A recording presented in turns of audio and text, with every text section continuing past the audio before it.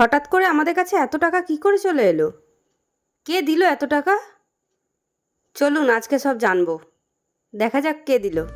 যাই হোক, যেই দিয়েছে আমাদের টাকাটা তাকে অশেষভাবে ধন্যবাদ জানাই আমাদের পক্ষ থেকে।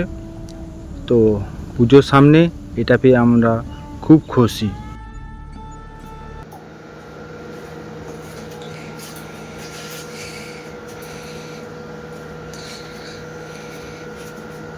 3 বছরের অক্লান্ত পরিশ্রম তার ফল আজকে। ফার্স্ট ফেসবুক থেকে আর্ন করলাম। তোমরা সবাই পাশে থাকো, তোমরা সবাই সাপোর্ট করেছো, তাই আজকে এটা আমাদের হাতে। আমরা ভিডিও করতাম বলে লোকে অনেক কথা বলতো, এই ভিডিও করতে বলে লোকে অনেক কথা বলতো, কিন্তু না আমরা কোনো কারোর কথা শুনেছি। সবাই আমাকে সাপোর্ট করেছে, ভালোবাসা দিয়েছে, যার ফলে 3 বছর পর আজকে আমরা এই টাকাটা তুলতে পারলাম।